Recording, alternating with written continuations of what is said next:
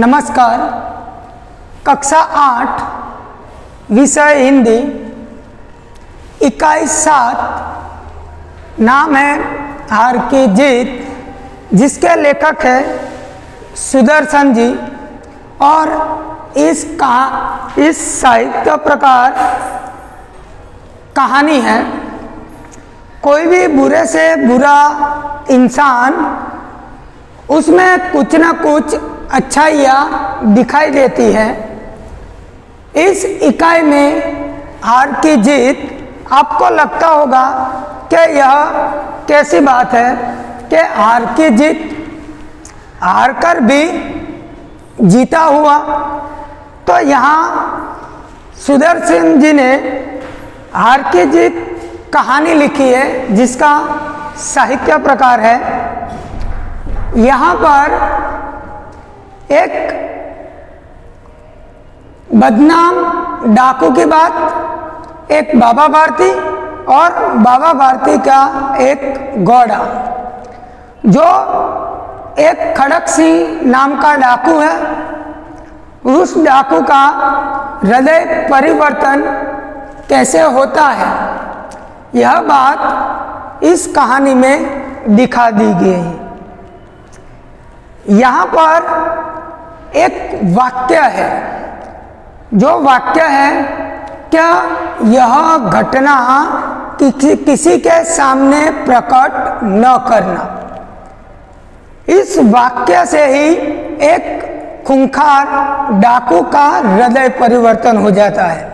यह बात इसमें बताई गई है। तो यहाँ हम पहले लेखक का परिचय ले ले। तो लेखक सुरेंद्र जी का पूरा नाम है बद्रीनाथ शर्मा। उनका जन्म सन 1896 में पंजाब में हुआ था और उनका निधन सन 1968 में हुआ था। वे साहित्य लेखन में उन्होंने नाटक भी लिखे हैं, कहानी भी लिखी है और उपन्यास भी लिखा है। इस कहानी हार की जीत में मुख्य पात्र 3 है।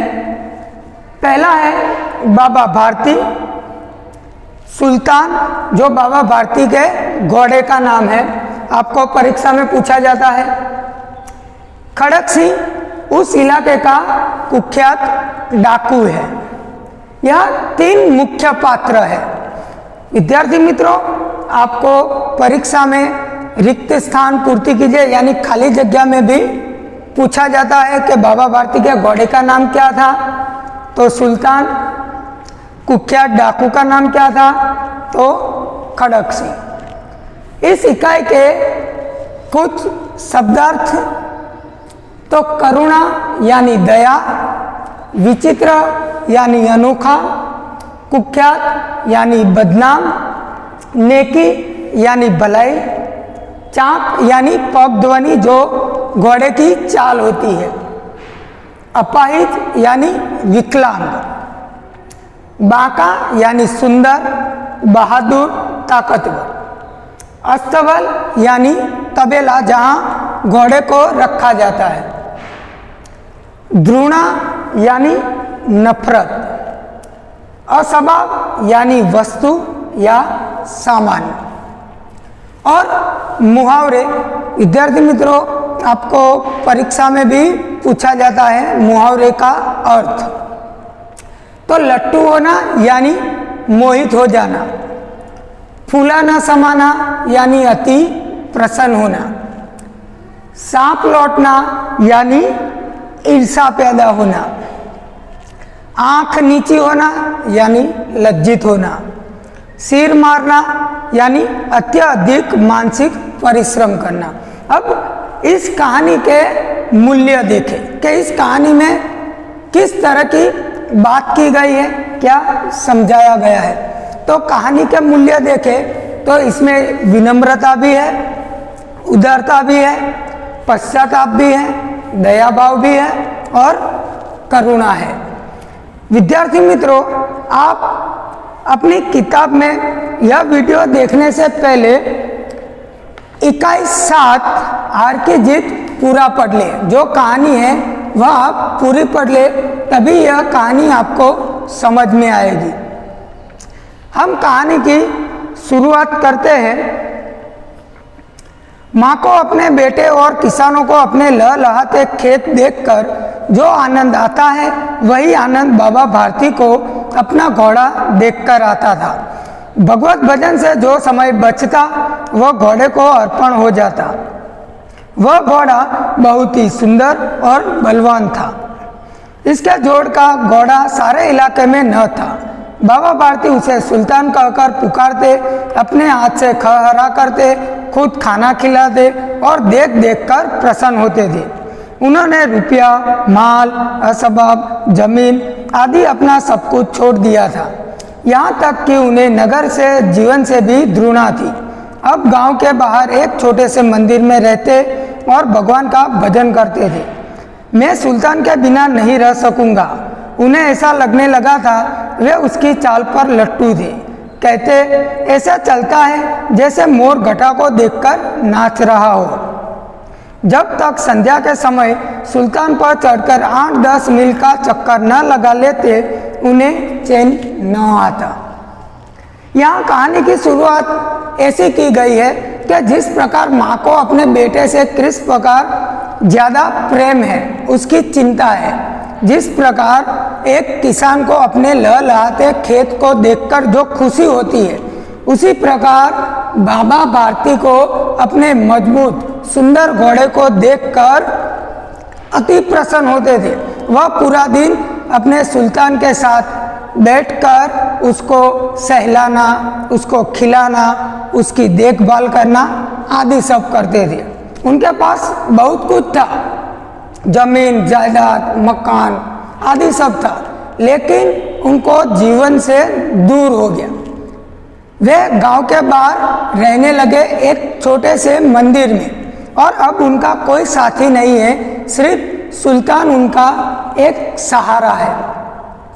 उनका इतना सुंदर घोड़ा है कि उस घोड़े के बारे में सबको बताना वह ज़्यादा अति प्रसन्न होते थे। जिस प्रकार बताते कि हाँ मेरा घोड़ा सुंदर है, उसकी चाल अच्छी है, उसके जैसा घोड़ा कहीं नहीं है, तो पूरा अपना दिन जो भगवत भजन करके बाद में जो दिन बचता था, वह सुल्तान के साथ वह समय बिताते थे। आगे खड़क सिंह उस इलाके का कुख्यात डाकू था। लोग उसका नाम सुनकर कांपते थे। होते होते सुल्तान की कीर्ति उसके कानों तक पहुंची। उसका हृदय उसे देखने के लिए अधीर हो उठा। वह एक दिन दोपहर के समय बाबा भारती के पास पहुंचा और नमस्कार कर कर बैठ गया। बाबा भारती से पूछा, खड़क सिंह क्या हाल है? खड़क सिंह ने सिर झुकाकर उत्तर दिया, आपकी दया। कहो इधर कैसे आए? सुल्तान की चाह खींच लाई। विचित्र जानवर है, देखोगे तो प्रसन्न हो जाओगे। मैंने भी बड़ी प्रशंसा सुनी है। उसकी चाल तुम्हारा मन मोह लेगी। कहते हैं देखने में भी बड़ा सुंदर है। क्या कहना, जो उसे एक बार देख लेता है उसके हृदय पर उसकी छवि अंकित हो जाती है। बहुत दिनों से अभिलाषा थी, आज उपस्थित हो सका हो। यहाँ अब सुल्तान की जो चाह है वह बाबा भारती का मजबूत घोड़ा, सुंदर घोड़ा, उसकी कीर्ति सुनकर यानी उसकी प्रशंसा सुनकर खड़क सिंह उस घोड़े को देखने के लिए बाबा भारती के पास आता है। बाबा भारती भी खड़क सिंह को पहचानता है। बाबा भारती और खड़क सिंह के दोनों के बीच बातचीत होती है कि यहाँ क्यों आए हो, कैसे हाल है, ठीक ठाक है।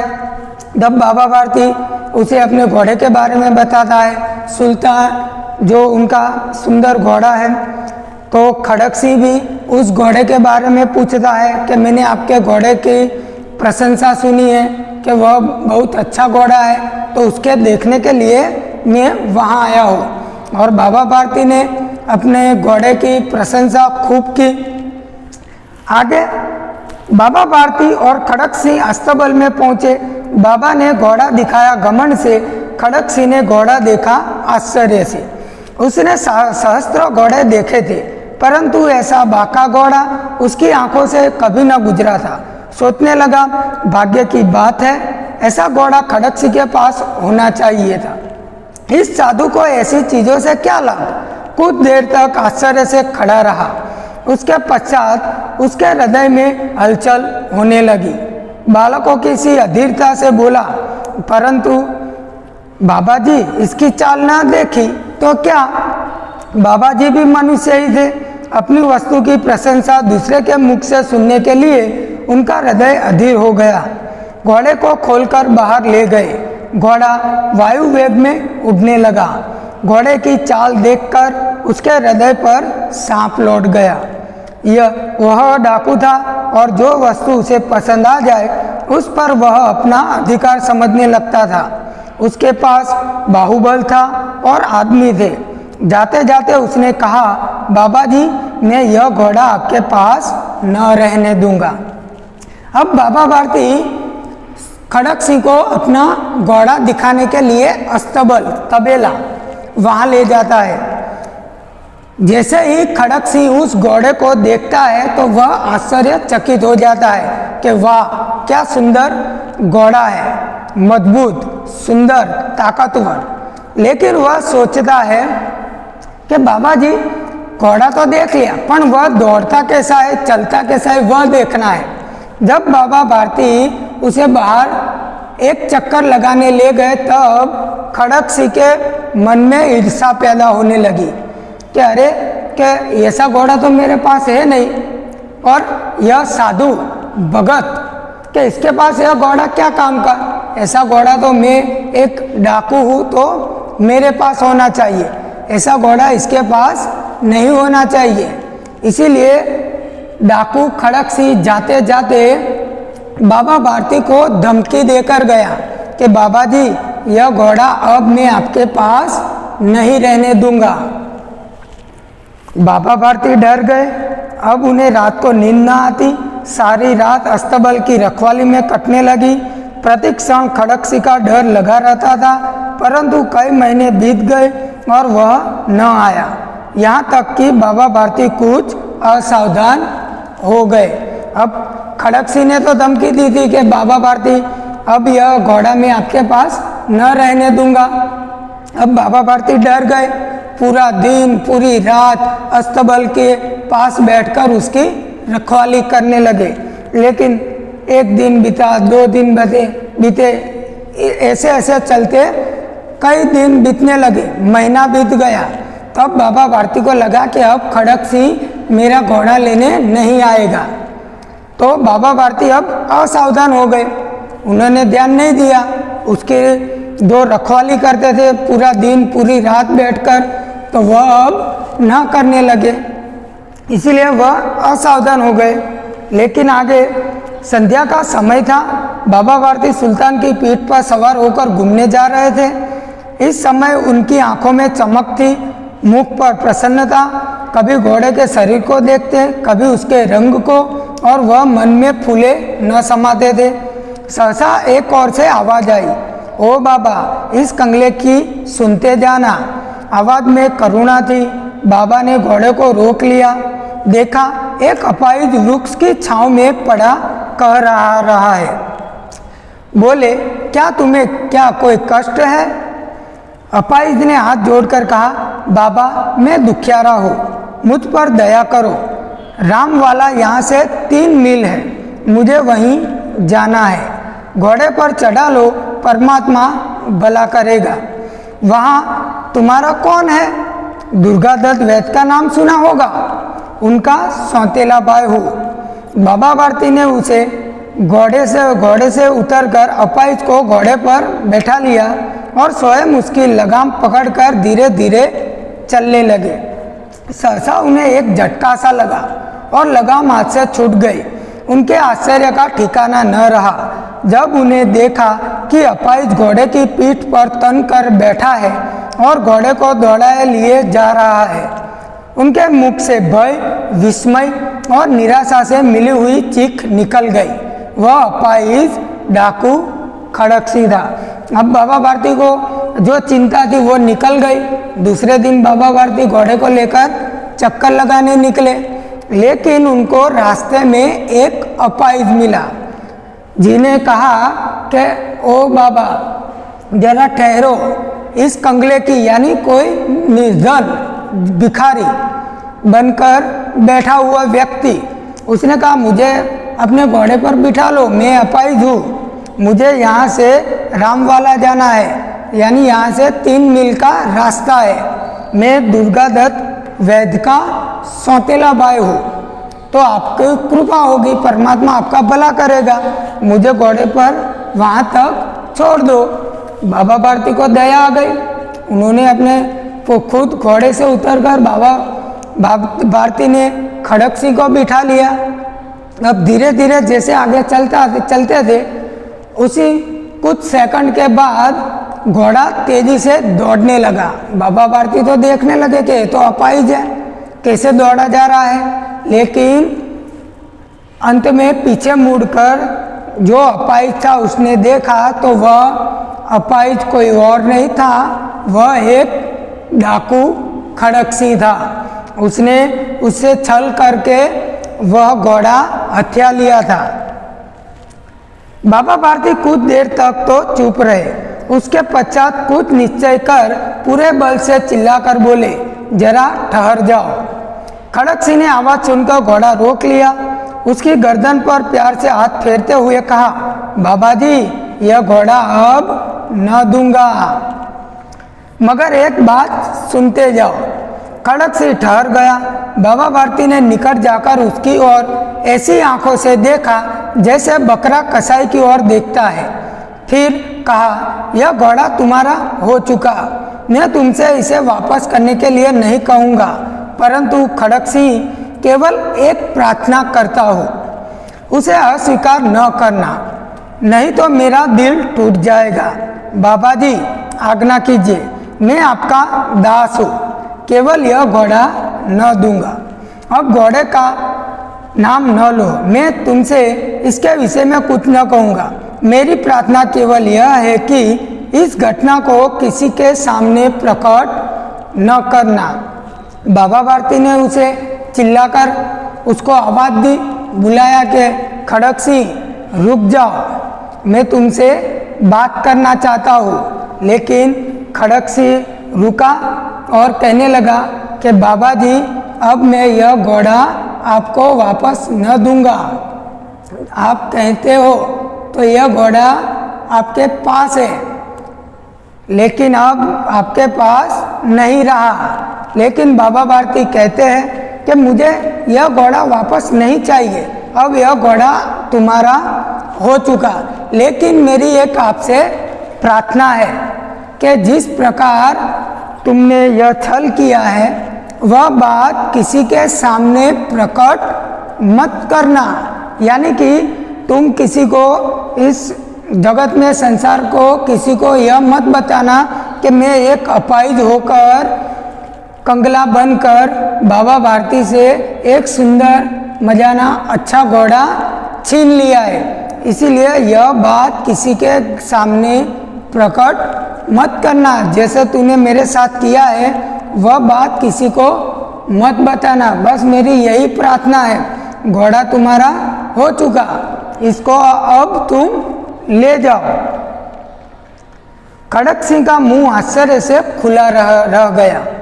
उसका विचार था कि उसे घोड़े को लेकर यहाँ से भागना पड़ेगा, परंतु बाबा भारती ने स्वयं उससे कहा, इस घटना को किसी के सामने प्रकट न करना, इससे क्या प्रयोजन सिद्ध हो सकता है। खड़क सिंह ने बहुत सोचा, बहुत सिर मारा, परंतु कुछ समझ न सका। हार कर उसने अपनी आंखें बाबा भारती के चेहरे पर गड़ा दी और पूछा, बाबा जी इसमें आपको क्या डर है। सुनकर बाबा भारती ने उत्तर दिया, लोगों को अगर इस घटना का पता लग गया तो वे किसी गरीब का विश्वास न करेंगे। यह कहते कहते उन्होंने सुल्तान की ओर से इस तरह मुंह मोड़ लिया जैसे उनका कोई संबंध ही नहीं रहा हो। अब खड़क सिंह को भी विचार आया कि एक तो मैंने उनके पास से घोड़ा छीन लिया है, फिर भी वह वापस नहीं मांग रहे और ऊपर से यह कहते हैं कि यह घटना किसी के सामने प्रकट मत करना। तो यह क्या बात है? तो खड़क सिंह ने उनसे पूछा कि बाबा जी, आपने ऐसा क्यों कहा कि यह घटना किसी के सामने प्रकट मत करना? तब बाबा भारती कहते हैं कि इसीलिए कहता हूँ कि जिस प्रकार तूने मेरे साथ छल कपट किया है, वह बात संसार के लोगों को पता चल गई तो कोई भी इंसान, वह किसी अपाहिज, भिखारी, कंगले या किसी जरूरतमंद की सहायता मदद नहीं करेगा। यह बात सुनोगे आप कि किसी ने इस तरह छल कर कर वस्तु छीन ली तो आप पर कोई विश्वास नहीं करेगा। तो यह घटना तुम किसी के सामने प्रकट मत करना। आगे बाबा भारती चले गए, परंतु उनके शब्द खड़क सिंह के कानों में इसी प्रकार गूंज रहे थे। सोचता था कैसे उच्च विचार है, पवित्र भाव है। उन्हें इस घोड़े से प्रेम था। इसे देखकर उनका मुख फूल की तरह खिल जाता था। कहते थे इसके बिना मैं न रह सकूंगा। इसकी रखवाली में वे कई रात सोए नहीं, भजन भक्ति कर रखवाली करते रहे, परंतु आज उनके मुख पर दुख की रेखा तक दिखाई न पड़ती थी। उन्हें केवल यह ख्याल था कि कहीं लोग गरीबों पर विश्वास करना न छोड़ दे। ऐसा मनुष्य नहीं, देवता है। अब खड़क सिंह को विचार आया कि यह कैसा इंसान है जिसके पास से मैंने छल कर कर उसकी चीज छीन ली है, फिर भी वह दूसरे इंसान के बारे में सोच रहा है जिसने मैंने उसे धमकी भी दी थी कि यह घोड़ा मैं छीन लूँगा। तो वह रात दिन सोए नहीं, भगवान का भजन भी नहीं किया और घोड़े की रखवाली में पूरा समय बिताया, खाया पिया कुछ नहीं।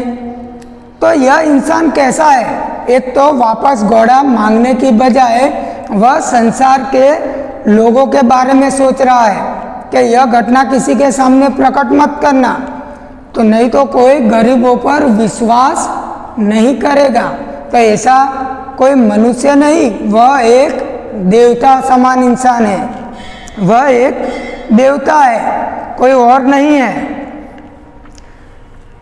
यानी कि यहाँ खड़क सिंह जो कुख्यात डाकू है, बदनाम डाकू, वह उसका हृदय अब परिवर्तन हो जाता है। रात्रि का तीसरा पहर बीत चुका था। चौथा पहर आरंभ होते ही रात्रि के अंधकार में खड़क सिंह बाबा भारती के मंदिर पहुंचे। चारों ओर सन्नाटा था। आकाश में तारे टिमटिमा रहे थे। थोड़ी दूर पर गांव के कुत्ते भौंक रहे थे। मंदिर के अंदर कोई शब्द सुनाई न देता था। खड़क सिंह सुल्तान की बाग पकड़ते हुए था। वह धीरे धीरे अस्तबल के फाटक पर पहुंचा। फाटक खुला पड़ा था। किसी समय वहां बाबा भारती स्वयं लाठी लेकर पहरा देते थे, परंतु आज उन्हें किसी चोरी, किसी डाके का भय न था। खड़क सिंह ने आगे बढ़कर सुल्तान को उसके स्थान पर बांध दिया और बाहर निकलकर सावधानी से फाटक बंद कर दिया। इस समय उसकी आंखों में नेकी के आंसू थे। अब खड़क सिंह का हृदय परिवर्तन हो चुका है। खड़क सिंह को विचार आया, उसका हृदय परिवर्तन हो चुका है कि यह कैसा इंसान है, वह एक देवता है। इसीलिए खड़क सिंह ने क्या किया, अगले दिन रात को वह सब सो गए थे, पूरा गांव सोया हुआ था, चारों ओर कुत्ते भौंक रहे थे, सन्नाटा था। वो खड़क सिंह बाबा भारती के घोड़े की लगाम पकड़कर धीरे धीरे चलकर जहाँ बाबा भारती का अस्तबल था, तबेला, वहाँ चुपचाप पहुँचा और घोड़े को बांध देता है खड़क सिंह। क्यों? क्योंकि अब वहाँ कोई पहरेदार नहीं है। बाबा भारती को अब डर नहीं है। उसकी जो मूल्यवान कीमती चीज थी वह सुल्तान घोड़ा अब वहाँ है नहीं, तो किसकी रखवाली करे। तो खड़क सिंह ने धीरे धीरे चलकर उनका घोड़ा अब वापस लौटा दिया है। बाबा भारती को पता नहीं है कि मेरा घोड़ा मेरे पास आ गया है। जब बाबा भारती सो रहे थे, पूरा गांव सो रहा था, रात के अंधेरे में खड़क सिंह चुपचाप आकर उस घोड़े को अस्तबल में बांध देता है और वहां से चले जाता है। लेकिन जो कुख्यात डाकू था, जिसकी चारों ओर गांव में चर्चा थी, डरते थे लोग, आज उसकी आंखों में नेकी के आंसू थे। नेकी यानी कि भलाई, भलाई के आंसू थे। अब आगे उसकी रात्रि का तीसरा प्रहर बीत चुका था। चौथा प्रहर आरंभ होते ही बाबा भारती ने अपनी कुटिया से बाहर निकल ठंडे जल से स्नान किया। उसके पश्चात इस प्रकार जैसे कोई स्वप्न में चल रहा हो, उनके पांव अस्तबल की ओर बढ़े, परंतु फाटक पर पहुंचकर उनको अपनी भूल प्रतीति हुई। साथ ही घोर निराशा में पांव को मन भर का बना दिया। वे वहीं रुक गए। घोड़े ने अपने स्वामी के पांव की चाप को पहचान लिया और जोर से हिनहिनाने लगा। अब बाबा भारती आश्चर्य और प्रसन्नता से दौड़ते हुए अंदर घुसे और अपने प्यारे घोड़े के गले से लिपटकर इस प्रकार रोने लगे मानो कोई पिता बहुत दिन के बिछड़े हुए पुत्र से मिल रहा हो। बार बार उसकी पीठ पर हाथ फेरते, बार बार उसके मुंह पर थपकियां देते। फिर वे संतोष से बोले, अब कोई गरीबों की सहायता से मुंह नहीं मोड़ेगा। अब खड़क सिंह रात के सन्नाटे में घोड़े को बांधकर चला गया है। बाबा भारती जब जल्दी सुबह उठे, मुंह धोया, ठंडे पानी से हाथ मुंह धोया और जिस प्रकार उनका नित्य क्रम था कि रोज उठकर पहले सुल्तान को देखना, उसी प्रकार बाबा भारती अस्तबल की ओर पहुंचे। लेकिन उनको अपनी भूल प्रतीत हुई, यानी उनको विचार आया कि घोड़ा तो मेरे पास है नहीं, तो अब क्यों अस्तबल की ओर जाना चाहिए, घोड़ा तो वहाँ है नहीं सुल्तान। इसीलिए बाबा भारती वापस आ जाते हैं। लेकिन एक मालिक, एक बाप बेटे का प्रेम जैसा व्यवहार होने के कारण घोड़ा सुल्तान बाबा भारती के पैर की ध्वनि यानी उनके पग चिन्ह सुनकर ही निनाने लगा, यानी जोर जोर से उन्हें बुलाने लगा कि मैं वापस आ गया हूँ। बाबा भारती खुश हो गए कि क्या यह कोई सपना तो नहीं है। लेकिन बाबा भारती उसके पास जब चले गए तब उन्हें पता लगा कि मेरा घोड़ा वापस आ गया है। उन्हें यह भी पता चल गया कि खड़क सिंह जो कुख्यात डाकू था, उसने मेरा घोड़ा वापस लौटा दिया है। अपने घोड़े को वापस देखकर वह खूब रोने लगे, प्रसन्न होने लगे, यानी कि खुशी के आंसू छलकाने लगे, क्योंकि उनका सुल्तान सुंदर घोड़ा वापस आ गया है। उन्हें गले लगाता, उन्हें हाथ फेरता, उन्हें चाटने लगता, यानी एक बेटा और एक माँ बाप एक दूसरे से कई महीनों के बाद मिले हो, उसी प्रकार अपने घोड़े को देखकर वह बहुत खुश होने लगे। और अंत में उन्होंने कहा कि अब कोई गरीबों पर या गरीबों की सहायता करने से मुंह नहीं मोड़ेगा, यानी कि अब हर एक संसार के मनुष्य गरीबों की जिसको मदद की ज़रूरत है वह सबकी मदद अब करने लगेंगे। यानी इस कहानी हार की जीत, बाबा भारती हारे हुए होने पर भी उनकी आखिर में जीत होती है, क्योंकि बाबा भारती का घोड़ा खड़क सिंह ले गया था। लेकिन खड़क सिंह का एक वाक्य, बाबा भारती के एक वाक्य से उसका हृदय परिवर्तन हो गया कि यह घटना किसी के सामने प्रकट मत करना। इसीलिए बाबा भारती हारकर भी उनकी जीत हुई थी, इसीलिए यहाँ सुदर्शन जी ने इस कहानी में उसका शीर्षक रखा है हार की जीत, हारे होते हुए भी जीता हुआ इंसान। यहाँ यह कहानी पूर्ण होती है। विद्यार्थी मित्रों, आपको इस कहानी में कई सारे प्रश्न, रिक्त स्थान यानी खाली जगह, मुहावरे, शब्द के अर्थ वह पूछा जाता है, तो आप यह याद रखेंगे। विद्यार्थी मित्रों, इस कहानी के अंत में आपको गृह कार्य दिया गया है, तो यह गृह कार्य आपको लिखना है। कुछ प्रश्न हैं, 8 प्रश्न, जो आपको लिखकर वर्ग शिक्षक को दिखाना है। तो पहला प्रश्न है, इकाई में दिए हुए शब्दार्थ और मुहावरे लिखिए। दूसरा प्रश्न है, खड़क सिंह बाबा भारती के पास क्यों आया। तीसरा प्रश्न है, बाबा भारती अपना समय कैसे बिताते थे। चौथा प्रश्न है, बाबा भारती को किसका डर सताने लगा, क्यों।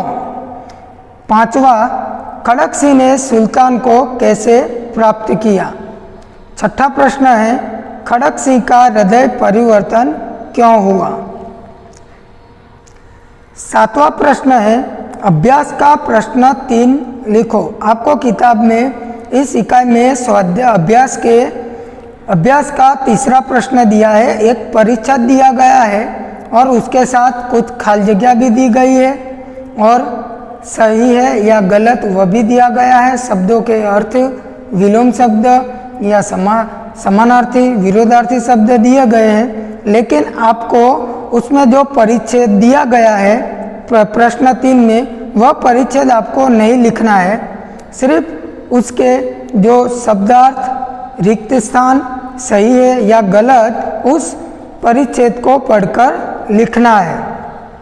प्रश्न 8, स्वाध्याय का प्रश्न 1 और 2 लिखो, जिसमें आपको भी रिक्त स्थान दिया है और कौन किसे कहते हैं वह दिया गया है।